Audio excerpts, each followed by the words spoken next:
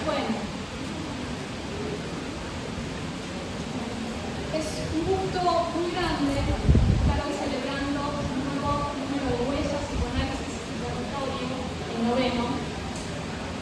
Esta ocasión, al igual que las anteriores, cuenta con la figura de una presentadora, en este caso, Masu Sebastián, quien es psicoanalista, socióloga, ejerció la docencia en la Universidad de Buenos Aires, es ex-editora del posgrado en psicoanálisis del Centro de Salud Mental Amelino, en donde realizó su práctica en el servicio de adultos desde 1984 hasta el 2014. A su vez, ha publicado los siguientes libros: Acostar al analista y Un golpe de transmisión entre Lacan y Foucault. Antes de darle la palabra, quisiera presentar al equipo de Huellas, compuesto por Andrea Pirroni, Antonella Argento, José Recalde, Juan Pablo Pinto Venegas, Lucía Constantini, Manuel Murillo, Milagros Scocchi, Tomás San Miguel, Verónica Camaño y quien les habla, Diana Lace. Por otra parte, agradecer muy especialmente al equipo de Factoría, el mismísimo lugar, que ha tenido la calidez de recibirnos y de prometernos para cuando estemos terminando una rica comida, que siempre viene muy bien y estamos todos bastante bien. Así que un agradecimiento muy especial a los Factoría. Me tocó en esta oportunidad ser quien coordina este encuentro y pensé mucho sobre lo que viene siendo cada presentación, tanto las nuestras, como dice Anto que decimos, como las que hacemos en la facu, las serias.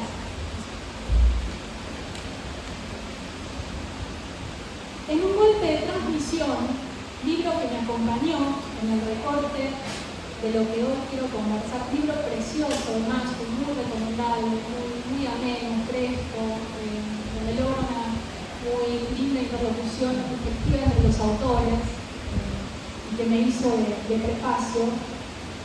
Encontré lo siguiente: hay un miedo siempre de empezar a hablar y tal vez en la misma proporción de escuchar.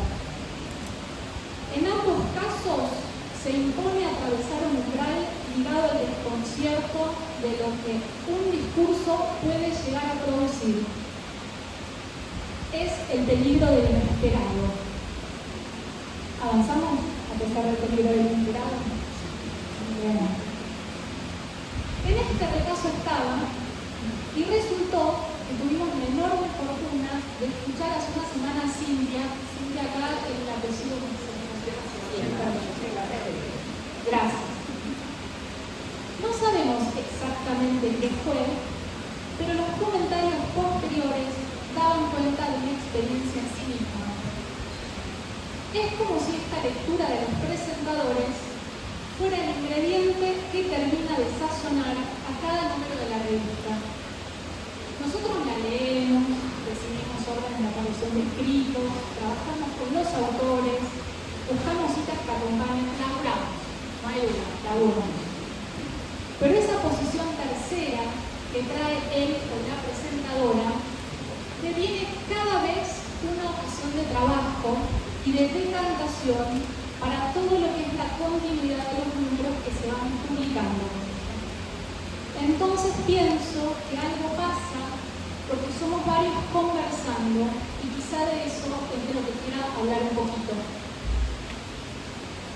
Recordaba que el año pasado, situando el contexto que nos atravesaba, no solo no menguó, sino que se profundiza en su legitimidad según arrojan los últimos resultados de urnas.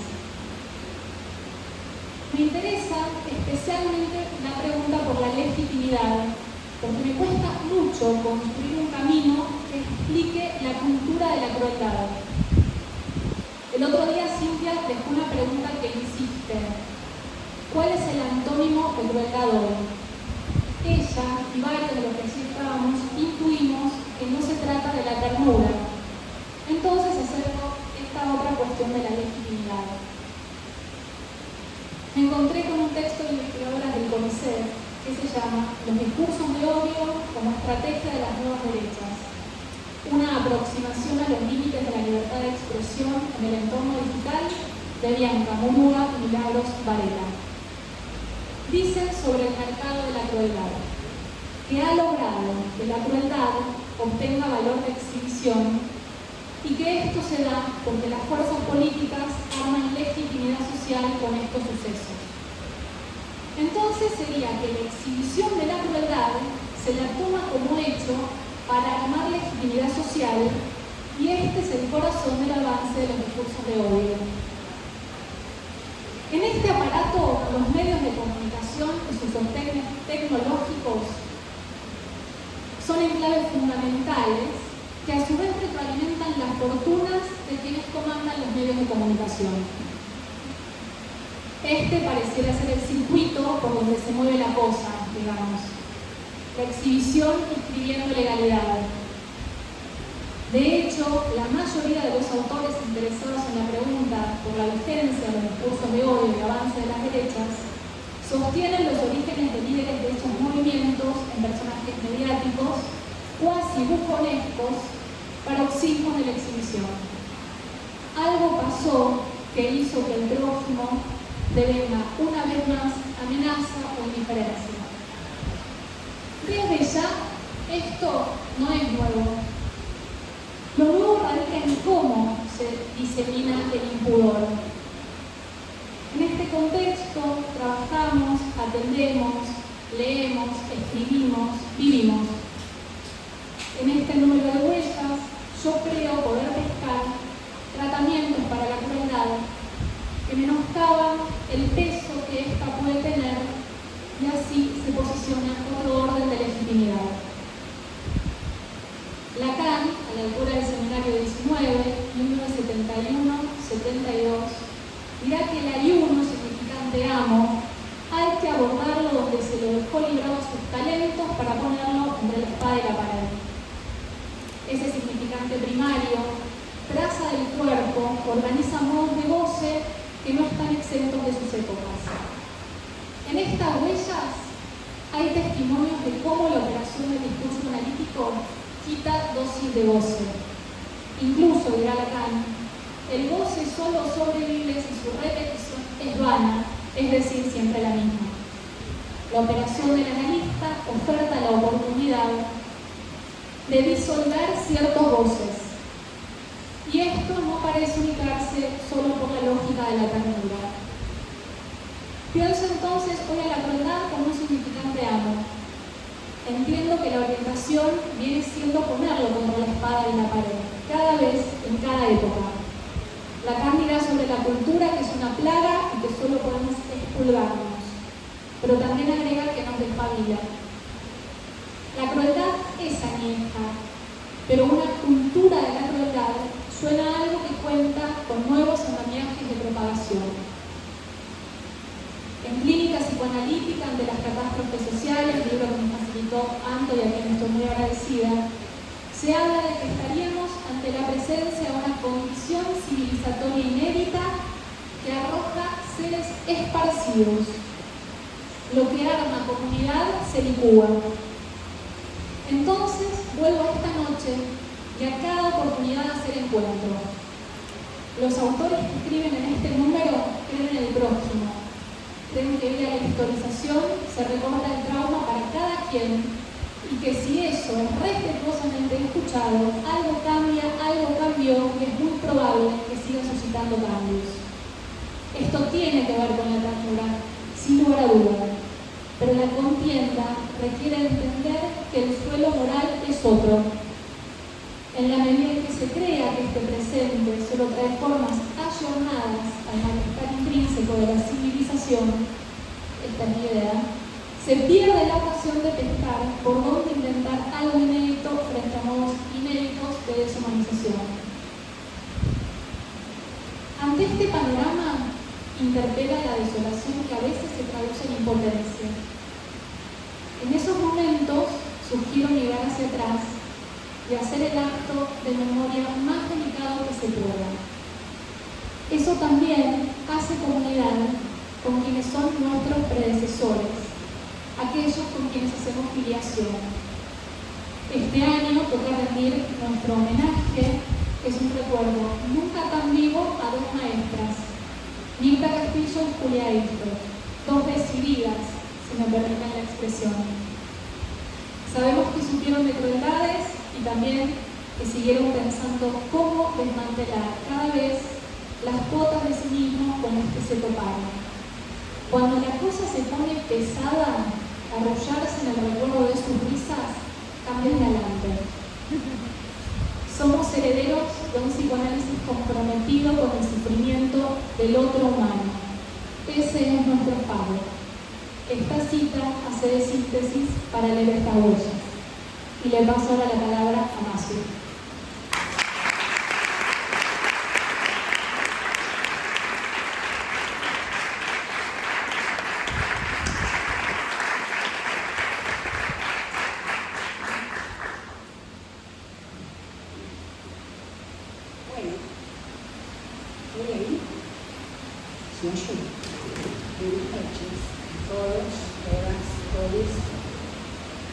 Una alegría compartir este momento y quería agradecerles por la invitación, pero sobre todo por la confianza que se entrega a alguien para que presente un objeto pulido, muy trabajado, muy inspirado, muy cuidado.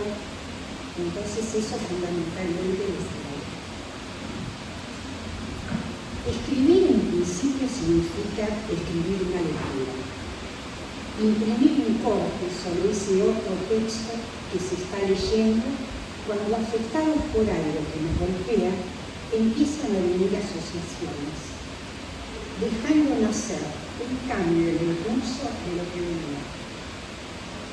Ahí, en ese corte, se escribe algún...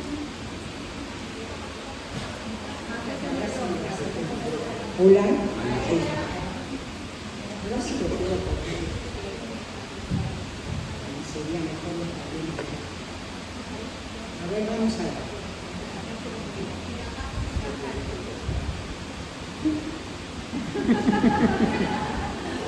Ahí, en ese corte, se escribe algún desencaimiento guía lo que sin saber del todo estamos buscando.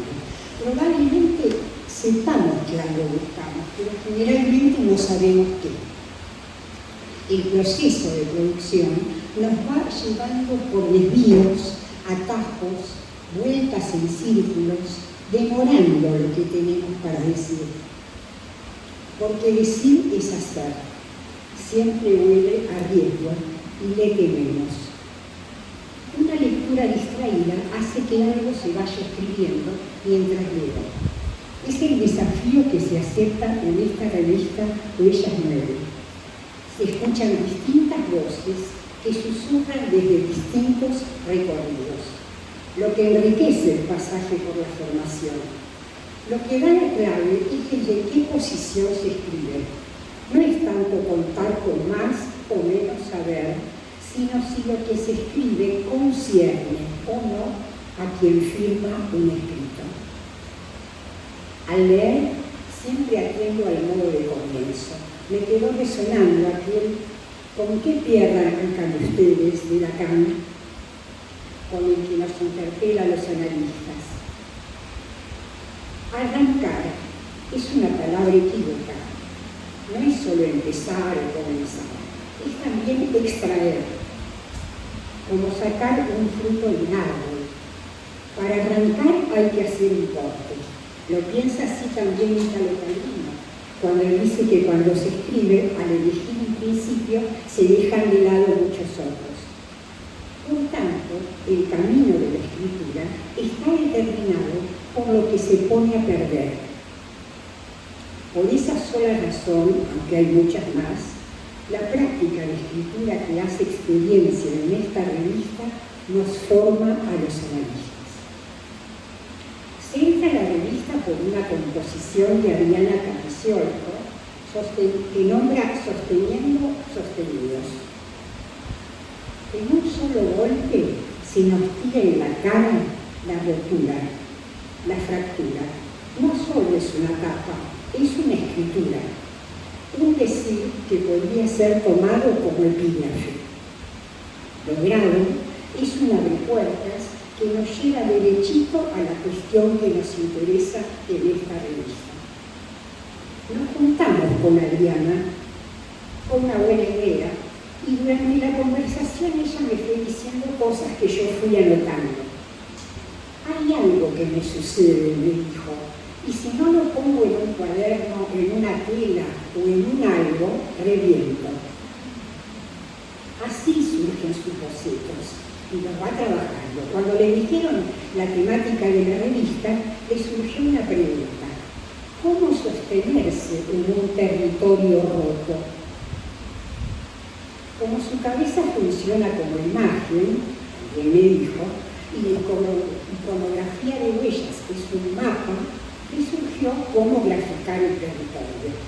En este está todo desarticulado, fragmentado, pueden observarlo en la imagen, desconectado. Las provincias, ninguna está en su lugar. Los personajitos en blanco, unos están cayendo, otros empujando, otros atajan.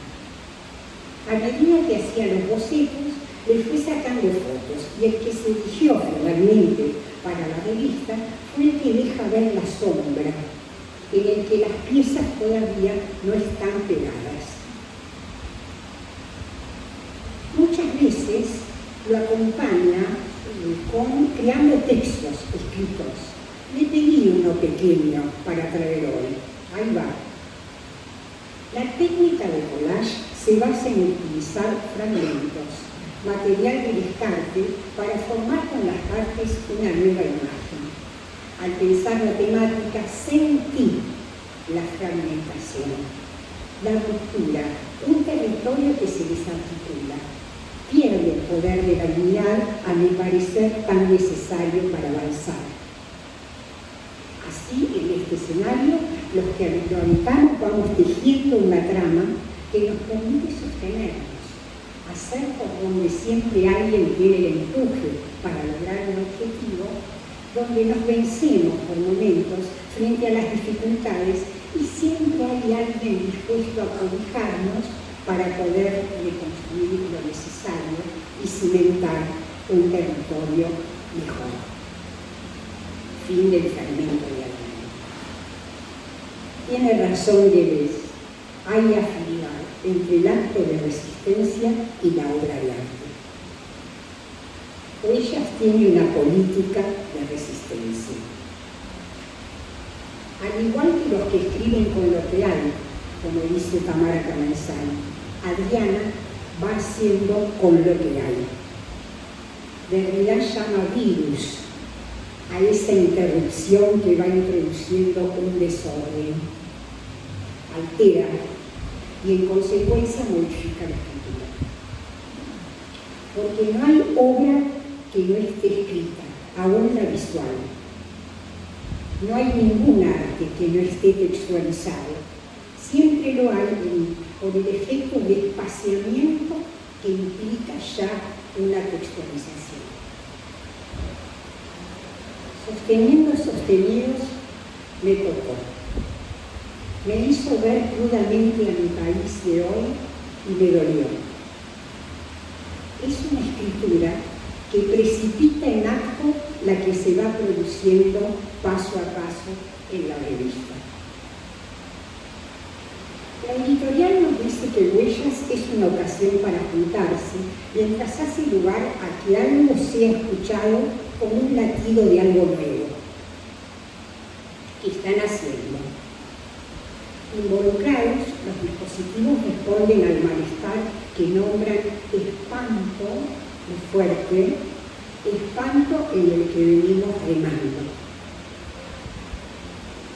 En la entrevista que la revista le hace a Gustavo Slatopolsky en ocasión de los 30 años del funcionamiento de la cigarra, extraigo dos cuestiones principales. Una, que lo fundamental en la coordinación de la cigarra, y yo agregaría que cualquier otro espacio que intente funcionar, lo más difícil es encarnar la causa de un deseo de alojar. La segunda, que la cigarra se articuló a partir de una pregunta y que esa es su mayor virtud. Es lo que se le exige al armado de cualquier taller allí, que se inicie a partir de una pregunta que cause la investigación. No puedo estar más de acuerdo. El que lee sin pregunta no lee más, dice sin vacilar Henri Mechanic en La poética como crítica del sentimiento. Hay muchísimas preguntas de donde tirar en los escritos de Huellas 9, y es lo que decidí privilegiar. Algunos escritos se centran en contar cómo funcionan distintos dispositivos, los distintos alcances, las propuestas, mientras van argumentando el porqué de su necesidad o en otros casos su desestimación. Como en Brock, ¿esto es real? La pregunta que tratan de resolver los dispositivos creados por la inteligencia artificial es ¿cuál es la palabra que sigue? Operando así bajo la ilusión de una repetición sin falta que trata de dejar el sentido afuera, el sinsentido afuera. En Huellas psíquicas, en la construcción de cuerpos, los efectos de los discursos de Londres, las perspectivas de las preguntas abren a otro lugar. ¿Qué efectos subjetivos produce no tener un lugar posible en el discurso?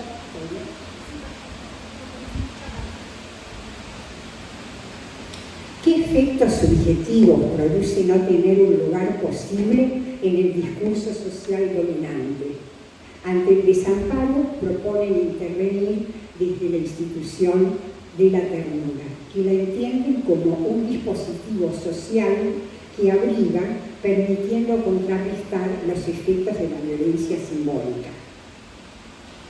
En el hospital, entre ternura y mortificación, el acento es similar.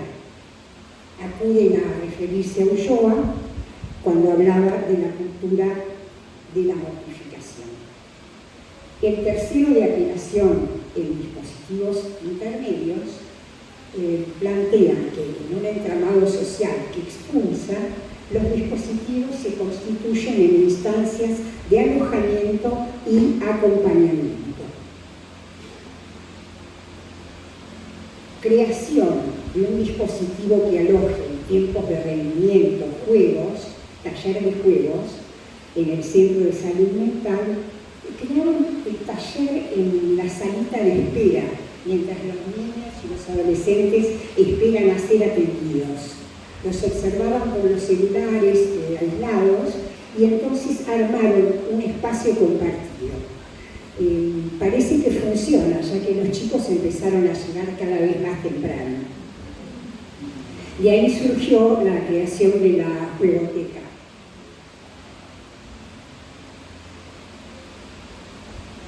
Una serie de casos también alimentan la revista, muchos.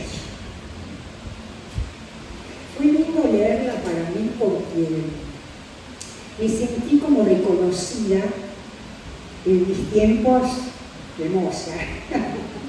O sea, cuando atravesaba el hospital con ese entusiasmo, con querer tragarte todo, aprender todo, experienciar todo y volcarlo por escrito en la jornada de fin de año.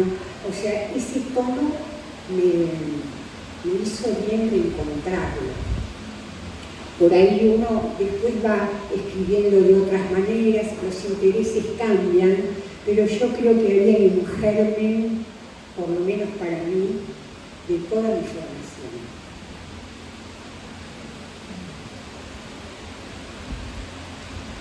Entonces, uno de los casos plantean, a partir de un caso clínico, se llama Entre voces y sombras, la maternidad como suplencia, desarrollan la lectura posible de la suplencia en la psicosis y lo articulan en lugar del analista en la transferencia.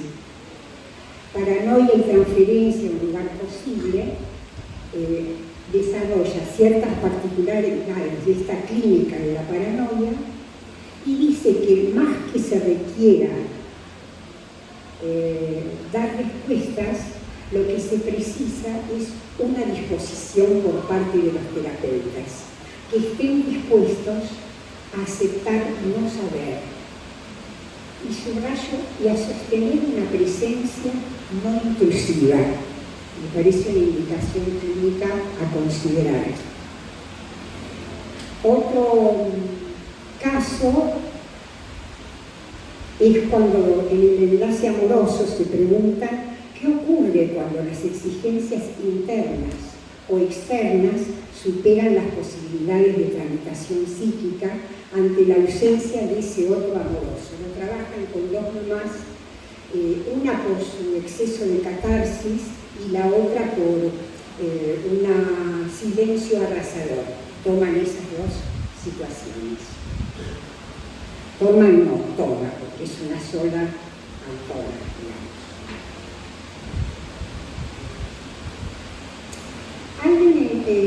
La revista va teniendo como intersecciones de ciertas consideraciones clínicas y de ciertos recorridos por herramientas teóricas que están siempre en función de cómo dirigir los tratamientos. Por ejemplo, el apremio de la vida y el otro plantea que una articulación con la demanda y el apremio de la vida.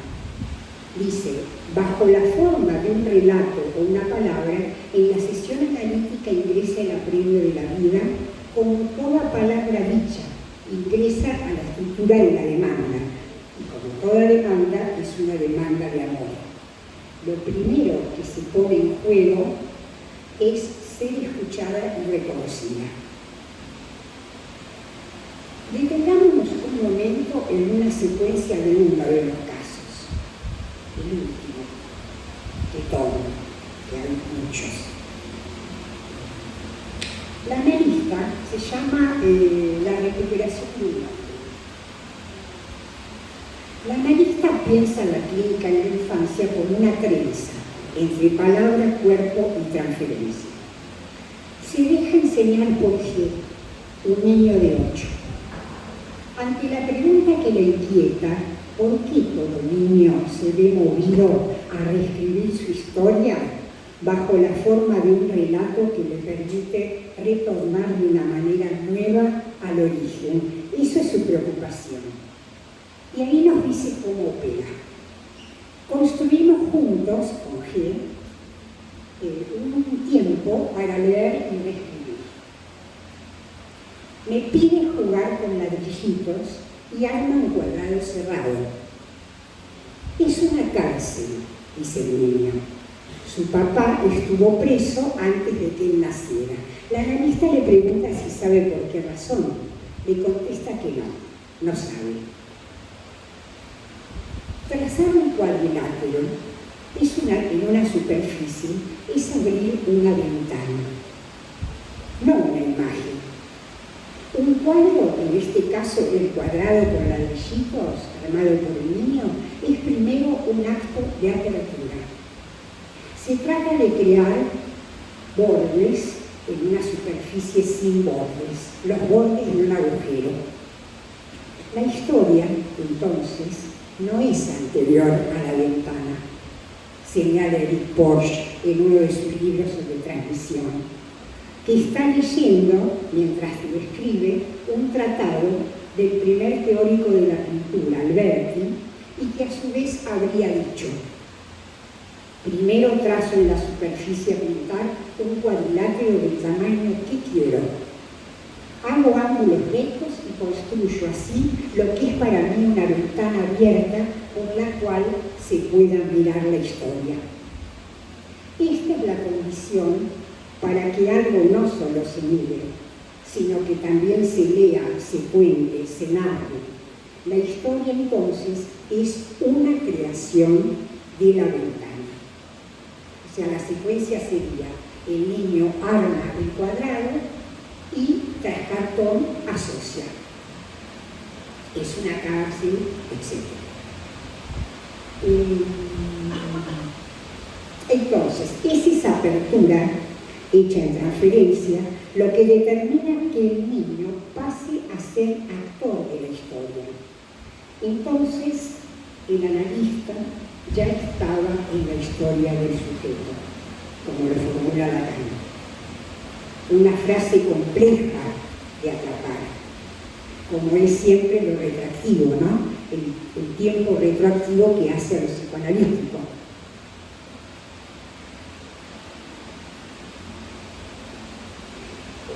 En Dejar de Resbalar, afectación entre cuerpos y el cuerpo del analista, se plantea que interesa situar una diferencia que se desprende de la experiencia del análisis, entre afectación y afectos. La afectación es el efecto del impacto del torbellino de la lengua, mientras que los afectos son las respuestas subjetivas a ese impacto.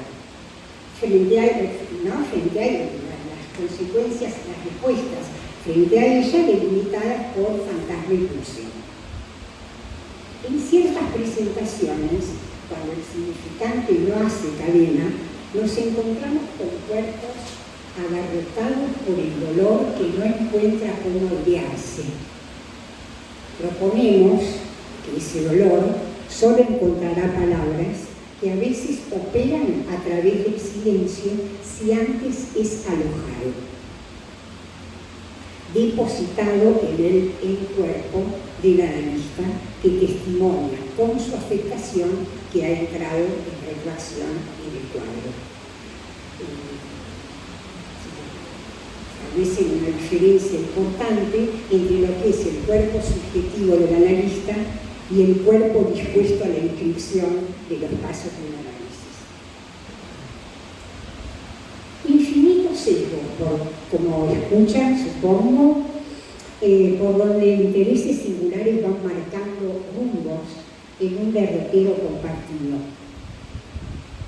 Presenta la revista, ¿no? Hace también a su política, atender la función del analista, las marcas que quedan en quien atiende, según los casos, en que lo conmuevan o no, el tema de la pedagogía de la crueldad, la segregación, el lugar del analista en la institución también provoca muchas preguntas, ¿no?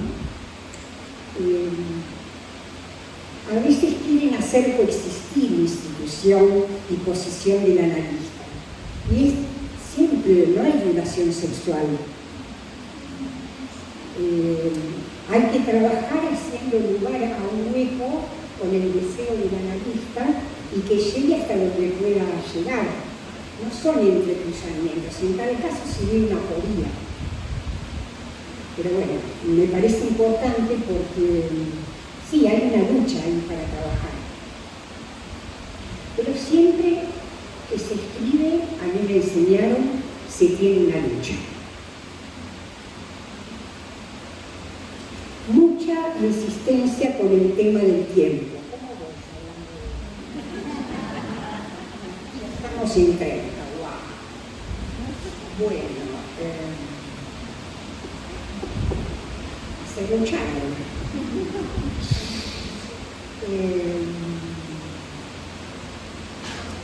Entonces,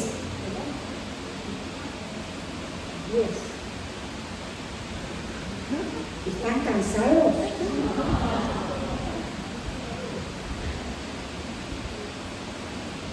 Se gasta la atención.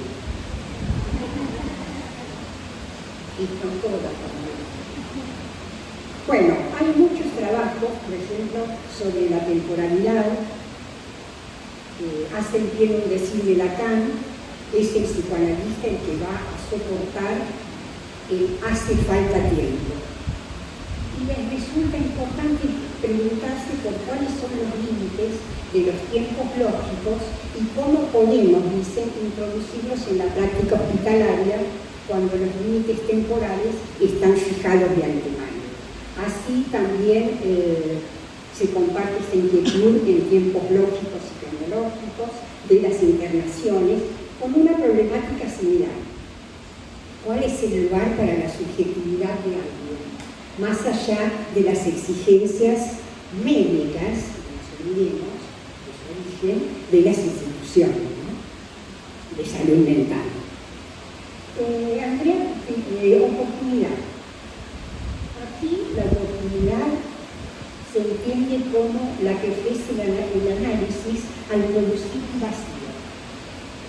Se pregunta de qué habrá que vaciarse y encuentra alguna respuesta en Francia en esta.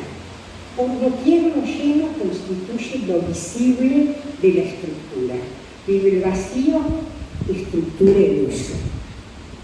Una estructurita mínima que se manda acá para situar algo enorme. Bueno, hay un artículo muy interesante de ser traído ahora, Winnicott, la capacidad de estar solo. La propuesta de Winnicott respecto de que es una capacidad necesaria. Y yo pensaba cuando lo leía, ¿no? Basta ver el deterioro de esa capacidad con andar por las calles y observar cómo vamos en ellas. Cada uno acompañado por su aparatito, sin mirar a ningún semejante a la redonda. Me hizo pensar el escrito que en una relación, digamos, a mayor capacidad de disfrutar de estar solos, mayor posibilidad de interesarnos por los demás. Bueno, ¿cómo acotar el goce en una época que no hace más que promoverlo? Preguntan en tiempos donde la ley.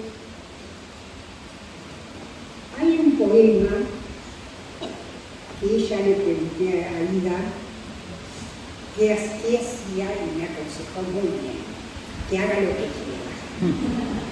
No lo puedo leer todo y es un poco, pero bueno, voy a hacer solo entrar al primer párrafo para que les dé ganas de leerlo todo. No voy a contestar con el primer párrafo que hace lugar, pero bueno, lo van a leer en la revista. Si voy bien, esa es mi función. ¿Qué hace lugar? Se pregunta, ¿no? Bajo ese título. Si me corté el cuello en la puerta de la salita de salud, con el pico de vidrio de una botella, si la saqué de la basura de la esquina de la salita de salud, la rompí contra el cordón mirando para adentro, si lo vuelvo a hacer, ¿a quién le importa? Me resulta impactante. Y es hermoso todo lo que sigue, pero bueno.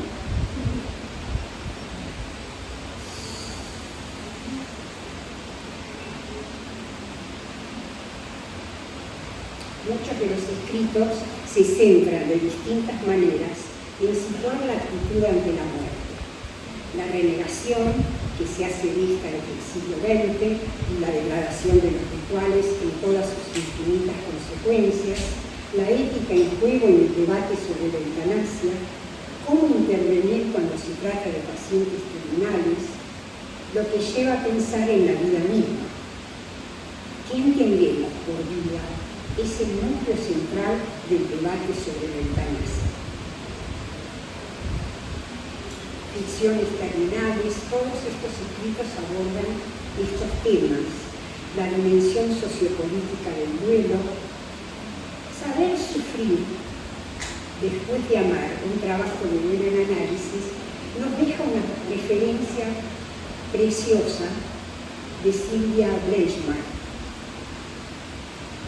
Cuando un país no puede realizar duelos compartidos, es muy difícil que pueda realizar proyectos en común.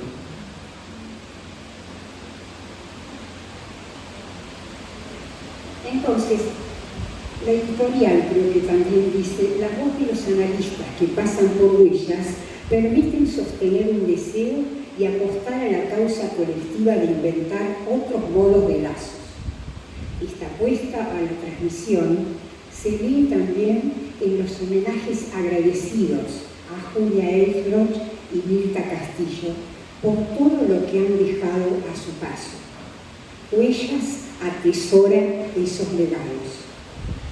En Elogio sobre la alegría Algace dice que Huellas tiene a Mirta por todos lados, que Huellas no hubiera sido sin ella. Solía decir que mejor que algo valiera la pena era que valiera la alegría. Lo tomé. Es también un elogio amoroso que se hace en el escrito. Forma parte del duelo por haberlo perdido. Le agradece a Mirta Castillo porque ella hizo escuela. Así la revista, desde el comienzo, va insertando en su cuerpo palabras que van saldando deudas en y con las frases, pero también en su cierre, con palabras para Julia, escritas por Adriana Bulgakov, palabras con las que va enfrentando el vacío que produce la muerte de esta amiga y a la vez la homenajea. Le cuesta decir muerte, cito a Adriana, le cuesta decir muerte porque la muerte inaugura la existencia de aquello que ya no. Y no es tiempo todavía para ella, se ve. Cada vez que alguien muere, cito, nos dice, el muerto, cada vez que alguien muere, el muerto, emparenta con nuestros otros muertos, los de antes, los que yacen en el cementerio que llevamos dentro y forman una extraña hilera imaginaria de la que un día, ya sin conciencia, seremos parte. Se lee entonces la muerte, esa autoridad, como dice Benjamin, enlaza pasado y porvenir desde el presente. La revista hace lugar para lograr las pérdidas y para el lazo amoroso que enuncia que va abordando una memoria colectiva. Termino con palabras que también integran la revista de Pepe Mujica, dichas en la cumbre de UNASUR en 2014, y que están, insisto, en Huellas, en esta Huellas. Mujica dice así: pero si tuviste un sueño y peleaste por una esperanza e intentaste transmitirle a los que quedan, tal vez quede un pequeño aliento rodando en las colinas, en los mares, un pálido recuerdo que vale más que un momento, que un monumento, que un libro, que un himno, que una poesía. La esperanza humana que se va realizando en las nuevas generaciones.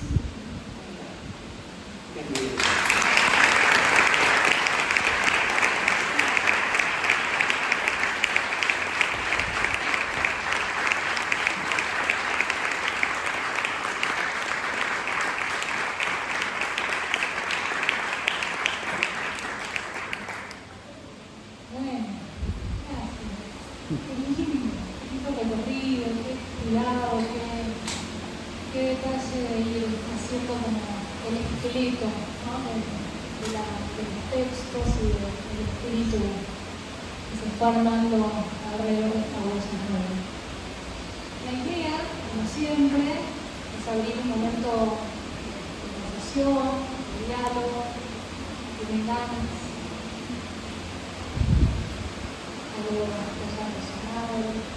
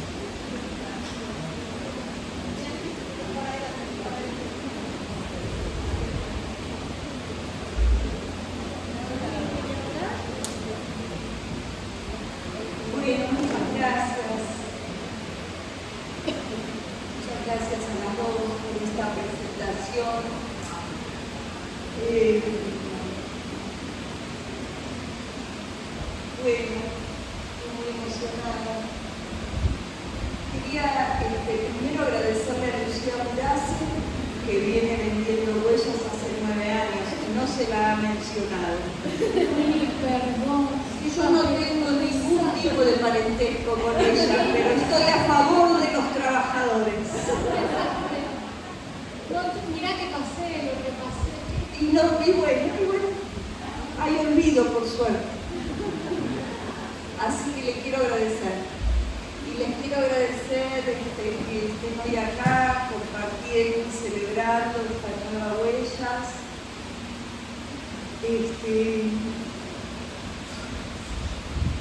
Es una Huellas especial para nosotros. Bueno, de mucha gratitud. A mí me parece que la gratitud es una salida, ¿no? Es una salida vital en tiempos así que vienen como apurándonos. Es una Huella especial con estas dedicatorias a Julia y Bermuda. Y la verdad es que nosotros no sabemos cómo va a salir Huellas nunca. Cuando arranca Huellas, por ejemplo, Huellas 2026 ya arrancó, porque ya hay un escrito, ¿no? Ahí para que empecemos a trabajar. Nunca sabemos cómo va a salir Huellas cuando arranca, cuando empiezan a llegar los escritos, cuando nos reunimos, cuando empezamos a conversar entre nosotros. Y es rarísimo porque me parece que esta Huellas tiene el marco justo para hacer, hacerle este homenaje a las queridas Mirta y Julia. Porque es una Huellas que nos sorprendió por la potencia, pero también porque habla un montón de la muerte y entonces habla de la vida. Y habla un montón de tantas cosas que no nos vienen saliendo, ¿no? De tanto desamparo, de tantas renuncias, decaimientos, avances impensados. Y sin embargo, hay en Huellas una respuesta a eso que la verdad que el comentario general fue que nos sorprendió en su potencia y en su invención.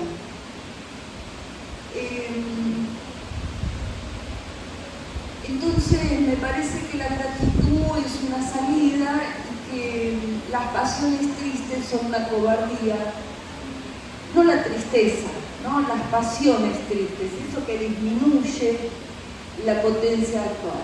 Entonces, bueno, aquí estamos y aquí estuvimos sacando estas Huellas que nos deja como atónitos por su diversidad, por el tenor de los escritos, por las preguntas que se hace y por cómo encaran algunas cuestiones que otros ya están dando por perdidas. Eso es lo que escuché en la presentación de ustedes, ¿no? Como Huellas es sorprendente, no tiene que ver con nosotros, con los que hacemos Huellas, porque la hacemos entre todos a Huellas. Es sorprendente cómo responde con tanta potencia. Sí que agradecer, ¿no?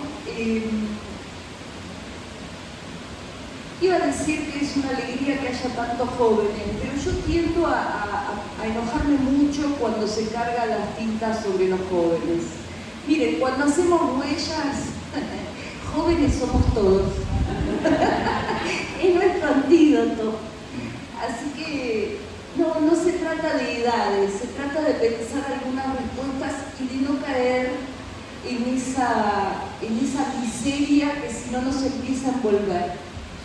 Muchas gracias. Y sobre todo a Lucía Murace, que no tengo el gusto de conocerla, pero viene trabajando mucho para Huellas.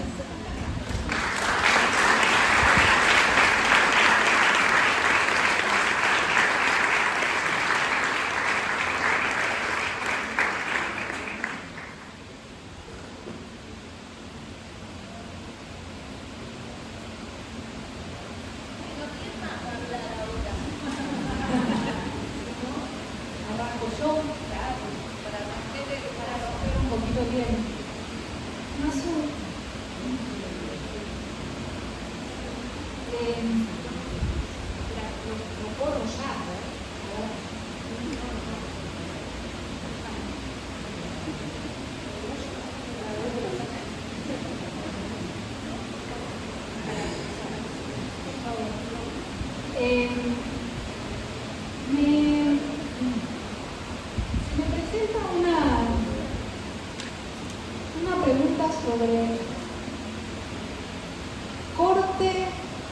esto de arrancar como corte lo que se pierde, que situabas en el principio, la idea de bordes, agujeros, trazas, en relación a ese niño que en algún momento deviene actor de la historia. Y te quería preguntar si podemos articular algo respecto de la escritura y el tiempo en relación a eso. Estoy como tomando esos mojones, ¿no? No sé si tienen relación entre sí, pero de vuelta en esa asociación. Entonces, algo así como, ya que es una revista, ¿no? Y tiene testimonio clínico, la función de la escritura respecto del corte y el tiempo. Sí. Eso me resuena un poquito de lo que Pero hablo breve. Sí, claro, que quieras. Yo tengo una demanda, no sé si la van a satisfacer, que algunos de los que escribieron, si quieren, cuenten cómo fue la cocina de los trabajos. Me interesaría llevarme algo de eso. Entonces, te contesto lo más breve que pueda para que otros tomen la palabra. Si quieren, ¿no? Bueno, yo pienso que el analista es en gran parte, dos escrituras. Es decir, el que participa de la escritura de un análisis y el que transmite su experiencia en un segundo tiempo es el segundo. Es una ficción, ¿no es cierto?, binaria, pero para ir un poco rápido, como que tiene esos dos tiempos. O sea, el problema entre la práctica y la tradición es un problema temporal. Cuando quiero describir la experiencia ya pasó. Entonces estoy forzado a respetar ese intervalo. Y creo que es el mayor valor que nosotros logramos cuando logramos transmitir. Respetar ese, no hay nexo. Es un abismo asaltado. ¿Viste esa palabra abismo que está en la interpretación de los sueños? Cuando Freud está por publicar justamente ese enorme escrito de interpretación y tiene un sueño, no sé si lo recuerdan, donde tiene que cruzar de una roca a otra y ahí el guía que lo venía acompañando lo deja al pie del cruce. Entonces, frente al abismo, tiene que inventar el salto.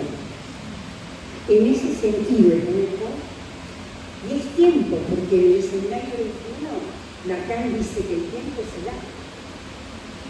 Entonces, respetar ese crucial para la escritura. Y otra cuestión crucial es que si la escritura pretende transmitir práctica analítica, así como en la práctica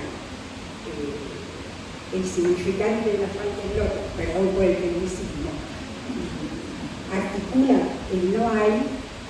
Bueno, en la transmisión tiene que poder respetarse ese hueco. ¿Y cómo se hace? Para mí esa es la dirección.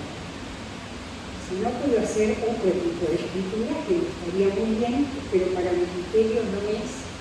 Por eso es que digo, uno va avanzando con la práctica y el deseo de transmitir la práctica. Y ahí se va poniendo cuenta con su análisis, obviamente, si con las faltas se las arregla o cuenta para esa persona, para ese analista, bueno, ahí puede darse que se transmita un hueco. ¿Y cómo? Bueno, no hay fórmula. Se trata de estar en posición de escucha y de recoger esa escucha con la actividad que le corresponde. Antes no podés saberlo, ni si lo lográs, ni si no lo lográs. O sea, uno tiene una orientación y con eso atiende y con eso transmite. No sé si te en parte.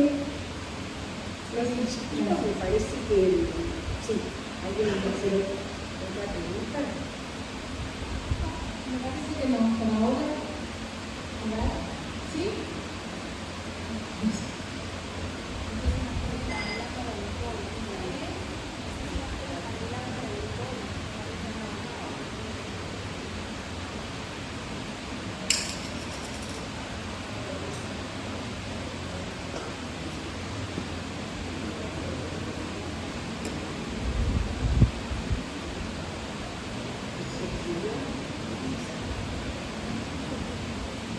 Alguno de los autores, que a lo mejor tenga ganas de contar esto de la cocina del texto. Acá la tenemos a los minutos.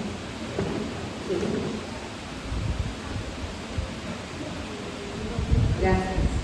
Bueno, gracias por la presentación. No sé si voy a lograr satisfacer el pedido. Yo escribí Soñar despiertos y... Sueños despiertos. ¿Cómo? Soñar despiertos. Sí, señor. Para mí siempre es una linda ocasión cada huella para pensar y para conectar también con lo que me va atravesando y el contexto también, ¿no? Y la cocina, creo que en general me sucede eso, es como prueba y error.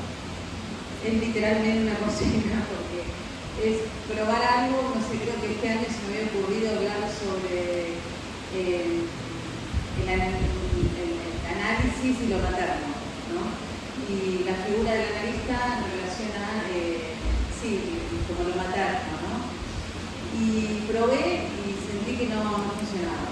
Y siempre hay un momento en que digo, bueno, este año no escribo nada. O sea, no sé qué escribir, ya escribí, no se me ocurre ninguna idea, ya no tengo más nada para decir. Y por eso cuando vos dijiste, o por lo menos yo entendí, ¿no? La escritura articulada a la pérdida, me acordé que en el seminario sobre la pintura, Deleuze hablaba de la pintura y hablaba también de la escritura, y decía que la escritura tiene que ver también con la sustracción, ¿no? Con sustraerse, también con vaciarse un poco de algunos clichés, de algunas representaciones, ¿no? Algunos ideales con los que nos acompañan, que nos atraviesan. Y entonces me hice la pregunta, bueno, como este año, ¿qué me está atravesando? ¿No? Las coordenadas, en el contexto, ¿no? Como tan penoso, y pensando en nuestra práctica,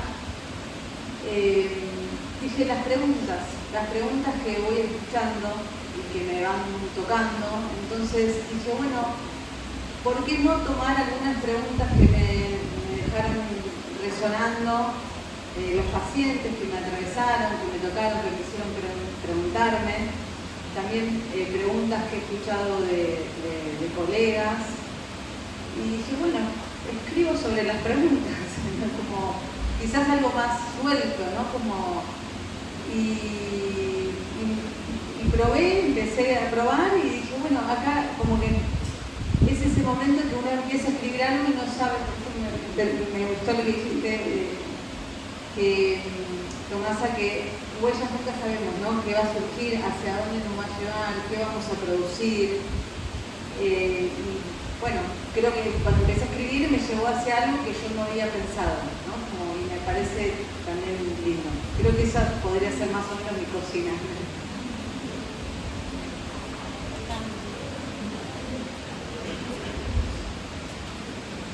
Hola, suscribí el enlace amoroso. ¿Sí? Lo que impulsó, lo que nos llevó a escribir para huellas, tuvo que ver con una pregunta un poco desesperada de a quién decirle lo que tengo para decir, que alguien supo escuchar. Entonces pude escribir o recuperar algo de lo escrito y ofrecerlo para publicar. Yo trabajo en un hospital público, no es fácil trabajar en una institución donde predomina la locura, ¿sí? Trabajo en el Tobar García. El trabajo que yo escribí tiene que ver con el trabajo con dos mamás y con dos subjetividades rotas. En general, a mí me pasa algo, bueno, no importa, que todo es muy intenso en el trabajo hospitalario y con patología compleja, con pacientes con vulnerabilidad. Es intenso por lo duro y es intenso por lo bueno. Entonces, cuando algo se produce, también es muy gratificante. Y en el trabajo hay un trabajo hecho que a mí me produce gran admiración en relación a las pacientes, ¿sí? Y ese recorrido es el que yo quise recuperar. Y es un recorrido en dos tiempos, porque en realidad son dos pacientes que arman un enlace, después cada una, y es, digamos, una primera paciente con la que trabajo y 10 años después ahí una puede ayudar a la otra, con lo cual me parece que también lo que me gustó por ahí del escrito mío es que aparece mucha gente ahí soportando lo doloroso del sufrimiento de estas dos mujeres, ¿sí? Y entre ellas también se pueden acompañar, ayudar, sí. Entonces, bueno, eso, y bueno, agradezco mucho, ¿sí? La oportunidad de que eso pueda ser leído también. Que muchas veces hay como, bueno, eso, agradezco, nada, chao.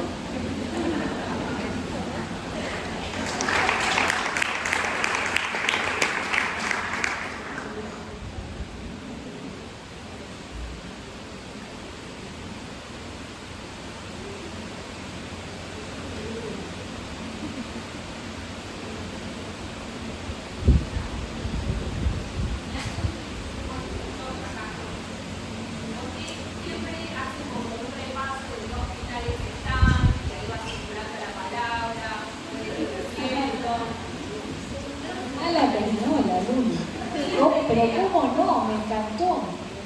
Algo así como una especie de lista.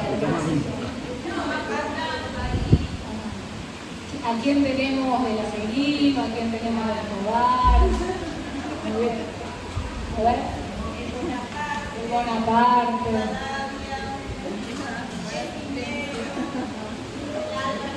El Álvaro. La Facu. Se puede.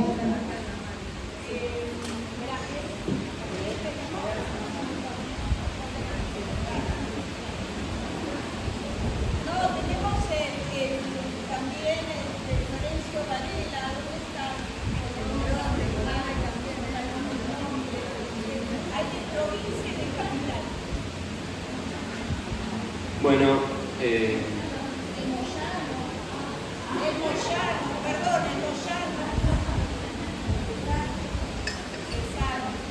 bueno, yo soy de la universidad, de la UBA, y bueno, ya que estamos nombrando de dónde venimos, bueno, acá estamos también, yo soy estudiante.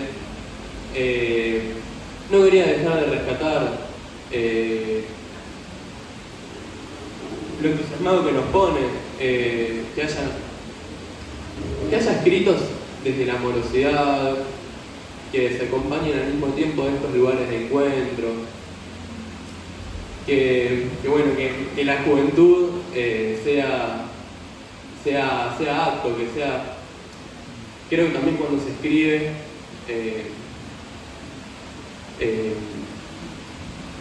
algo de lo que pasa entre eso y el acto de escritura se introduce como un espacio para que surja otra cosa, para que uno por ahí se dé cuenta de otras cosas. Bueno, por eso, lo que hablan de la escritura como formación del analista. Creo que cuando se hace ese recorte entre toda la intensidad y todo lo que puede pasar en la cotidianidad, en el trabajo, también saber un espacio para intentar un amor hacia la práctica, hacia la persona que tenés adelante y bueno, rescatar lo jovial de estos encuentros y que en este contexto que a todos nos pesa, que no solo tiene que ver con cuestiones relacionales, no solamente lo que pasa a lo macro. Y bueno, nada, acá estamos los de la UBA también. Muchas gracias.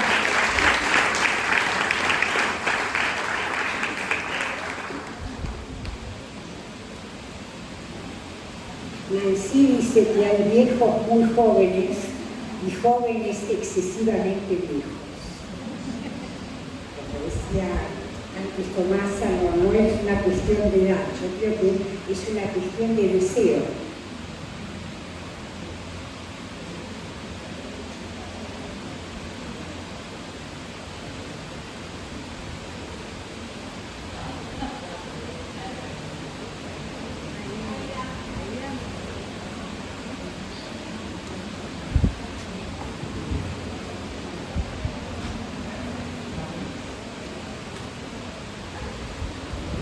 Bueno, gracias a Huellas una vez más por el lugar, siempre lo digo. Un poco a mí una de las cosas que me motiva a escribir es tener un lugar para decir, y me parece que este espacio y la convocatoria que siempre tiene, y hay como por lo menos para mí, una expectativa, y lo comparto siempre con muchos, de cuándo es la fecha. Y creo que eso capaz que tiene que ver con la motivación de la escritura que preguntabas hace un ratito. A mí lo que me surge decir es, escribo cuando algo me duele mucho. Y a veces a pedazos.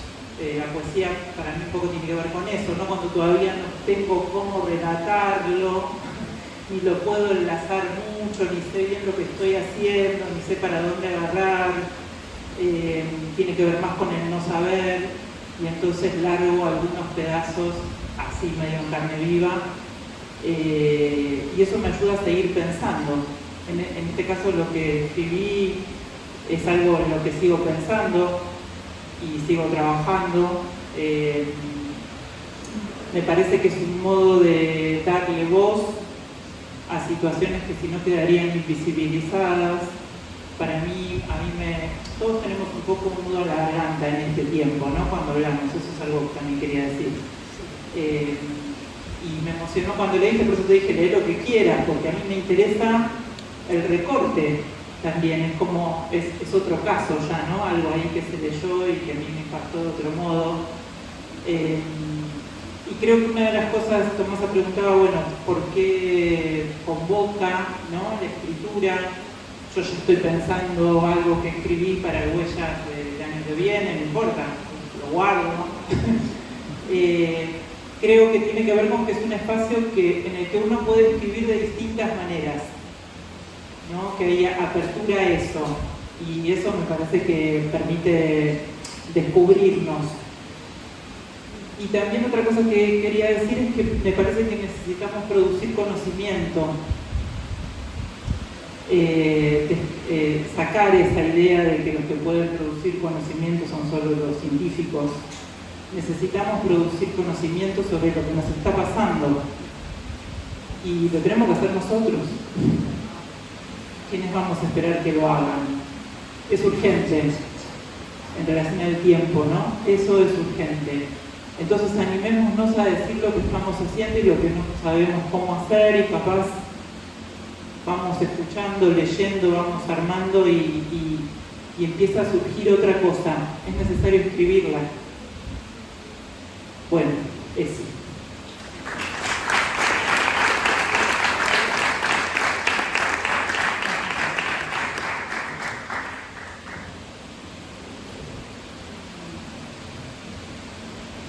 Sí.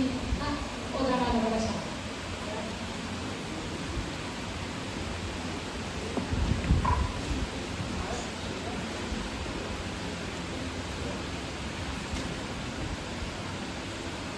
En principio te quería agradecer el comentario. Me quedé pensando en lo que reportaste. no del texto que escribí, porque yo no escribí nada, fue un reportaje, una conversación que tuvimos, pero en el recorte que vos haces, cuando ubicás encarnar la causa de un deseo de alojar, para mí es capital ese punto, porque lo que uno conoció como el hospital, la idea que uno a lo mejor tiene de lo que es el hospital, no tiene nada que ver con lo que el hospital es hoy.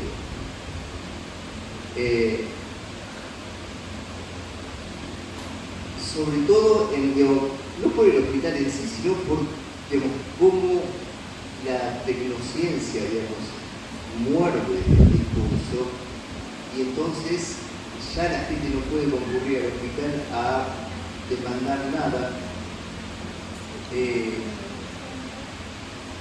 Acá.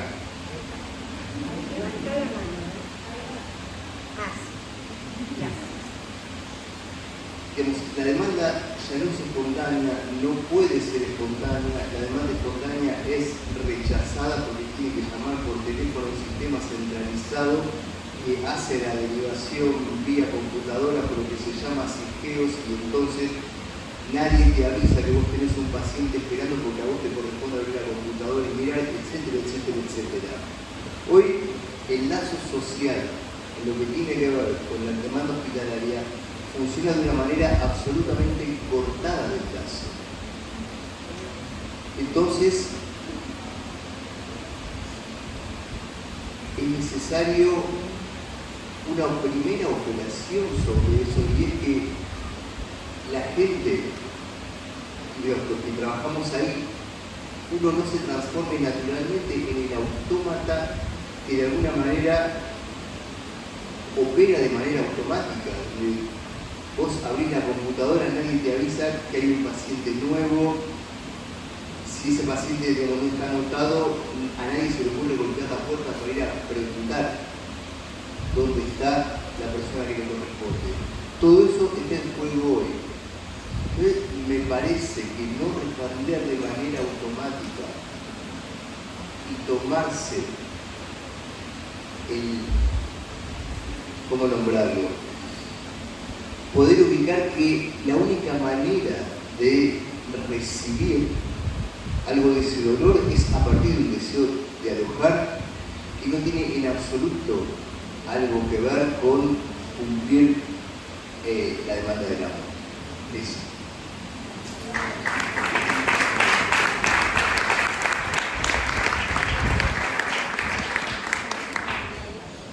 Hola. Bueno, tengo lentes de sol con aumento igual, si no leo. Bueno, para nosotros es desde el segundo año que escribimos en Huella y estamos sumamente orgullosas de que nos puedan incluir en un lugar tan importante y lleno de amor. Y bueno, nosotros este año escribimos sobre... ¿Vamos a dejar? En tiempos donde la ley es mi ley, y escribimos algo que me pongo nerviosa. Partimos de la inquietud que aparece cuando la ley se vuelve un gesto autoritario y cuando el colectivo es desarmado en nombre de una supuesta libertad. En ese escenario nos interesó pensar en qué lugar queda para el lazo, para el otro, para la circularidad.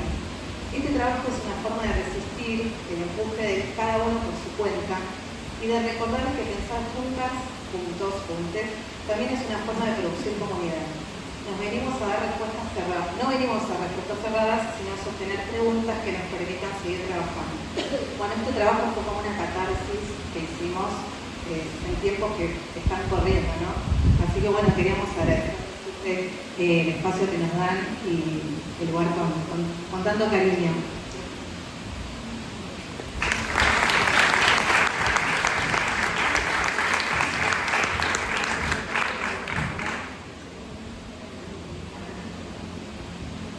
Bueno, no sé si tenemos algún otro testimonio o comentario.